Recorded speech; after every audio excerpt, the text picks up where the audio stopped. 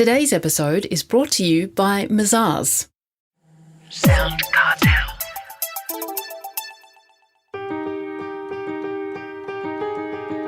From SoundCartel, I'm Nicole Goodman, and this is Business Essentials Daily.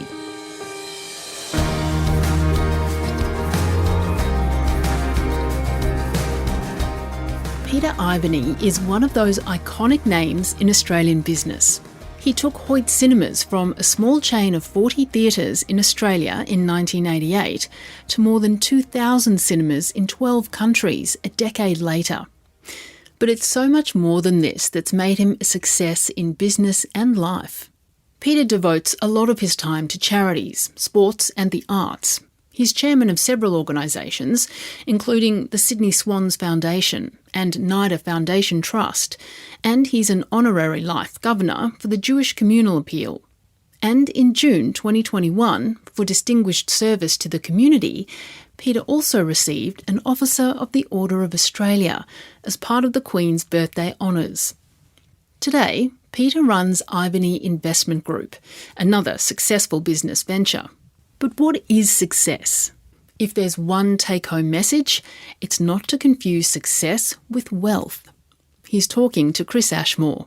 Maybe in business some people might confuse success with wealth, but it's a scoreboard in one element of life. But it's really what you can do with it and how you can make the world a better place. I think that's one way of measuring success, that if you have made some contribution to building something that's made it better. If you've left part of a legacy, or you've involved and helped other people realise their dreams at the same time as you're realising your own.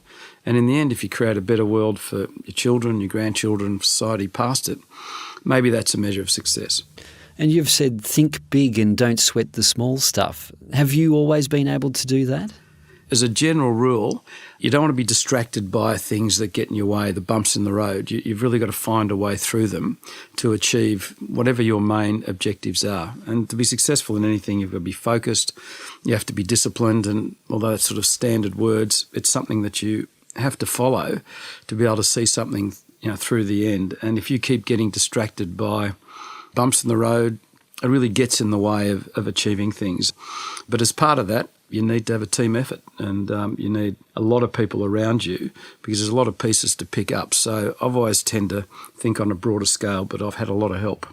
Well, you say you need to be focused, but you also need to be flexible and have an open mind. Is that right? Yeah, because nothing stands still, and life's, sort of passé to say it's a journey, but it is. And I think you've got to take what opportunities are given to you, and there's a whole range of different things that can happen in a life, in a world, in what you live in, and you've just got to be in a position to sometimes be proactive, but sometimes even to deal with what you've got. So you just don't know what's around the corner, and you've just got to take a positive view of what life throws at you and then come up with a way to get through it. So I think if your mind's closed, it stops you from doing things, it really makes the road bumps a lot harder to navigate. And in the end, you'll sort of stay where you are, because life just doesn't go backwards. Well, life throwing everything at you in business as well, that can be quite scary. But you say that fear can be healthy. Why so? Yeah, well, I think on the one hand, if you have too much fear, you can't go to sleep. And if you don't have enough, then you can't be bothered getting up.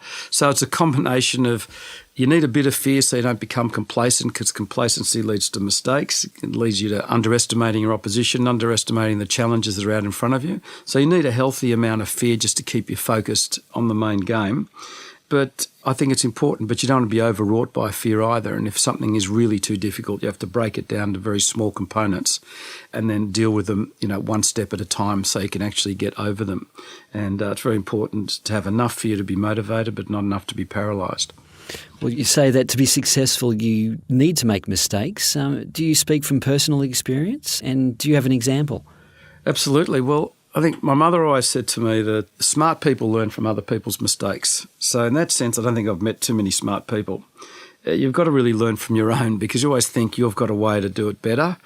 And, that's a sort of a self-confidence to a degree. But it's when everything's going well, it's actually a trajectory to a future sort of downturn. So, when you do make mistakes, that's really when you learn, because that's when you've got to regroup, have a look at what you've done, and then do it in a different way. Because if you try to do it the same way, you're not going to get any different outcomes from the first time. And I know from my own point of view, probably early on in my career, I tried far too many things and I tried to do too much too often and often without the appropriate support people around me.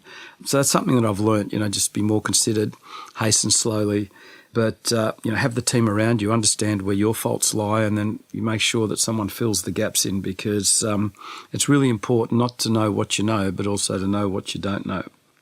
Well, you've certainly had some big successes, Peter. Hoyts, for example. You've taken that from a local cinema chain to a global business with more than 2,000 theatres in 12 countries. What were the keys to achieving that sort of massive success for you? Well, you've got to have a passion and a vision. And I think the issue is, where does that come from? And, it's hard to sometimes reflect on what made you take a business from 40 screen to 2,000, what motivated you to create this sort of global business. And at the end of the day, that was where the vision led me. I think in my case particularly, it comes from home to a degree. My parents are both Holocaust survivors. I looked at what they gave up for us, for my brother and I, and I recognised that that was an opportunity that we had to make something of ourselves, because they'd really sacrificed their lives for ours, and maybe that's where I started. And then you just sort of feel whatever it is, it's never good enough. So you build a small mountain and then you climb that and you just try to build a bigger one. And, if I take it back a bit to NIDA, I guess that's what the people in NIDA originally intended. They start off with a small acting school, and to be in a situation today we're in the top 8 in the world and moving up to the top 3 after we build the graduate school. There's a vision, and we just need people to share in that vision and then to build it. And who knows what it can become. And you look at that in any field of life. Some people have the vision, other people are happy to follow and to be part of it, because everyone wants to do something with some purpose in their lives. And you don't have to limit your visions. You might have to limit them in certain points of time, but at the end of the day, you need to have a large vision, because you can fail on your own without having a vision, but you need to have something to keep climbing towards and to have an objective. If we look at leadership, Peter, and not everyone can be a leader or head up their own business, what do you think sets leaders apart from others in business? One common thing is that you feel you can do it better than someone else. And secondly, that you may have a vision that extends beyond the person next to you, so you want to have a chance to execute. But it's more complicated than that. And if you cover a number of fields in your life, you're not always going to be equally good at all of them. And in some places, you have to see what your role would be best at. In some places, you lead. In other places, you take different roles, which are just as important. And it's like being in a footy side, If you're the 18-year-old coming into a club, you're the same person, you have a certain role. At 25, your role changes. In your 30s, your role changes again. So I think you have to be open to the fact that during a period, your roles may well change. But leadership is it's always taken, it's never given, so you've got to really want it.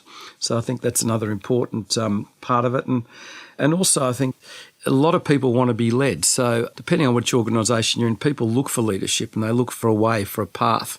And if you can show them the right path, it'll advantage the organisation, advantage themselves, it'll produce something positive. People are quite happy to follow it. But just my other point to reiterate is that your skill levels vary in different environments. So sometimes you're not the right person to be a leader, so you've got to recognise that. Well, these days you spend a lot of your time with community activities, fundraising, arts and sports. Is this where you find a lot of your satisfaction now, a lot of your enjoyment? And what is your current passion? Yeah, well, I think Hoyts was I was one-dimensional in that job for 20 years in that role, and I loved it. But when I sold the business, I was lucky enough to have some choices, and I was only 43. And one of the choices I made was that 50% of my time was going to be doing community work and 50% of my time was going to be in business.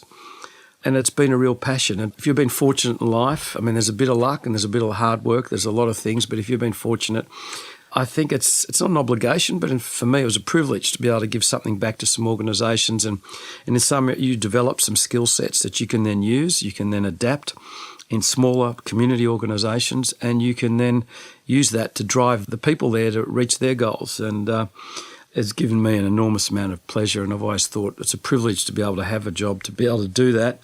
Make sure you do a decent job, because otherwise you're just taking up someone else's space. I think you can create more change than that sometimes than in a business, because in a business you're doing that really more for yourself and your own family, and this is something you're doing for not just your community today, but you're trying to build something for a better community over the longer term. That was Peter Ivany, Executive Chairman and CEO of Ivany Investment Group.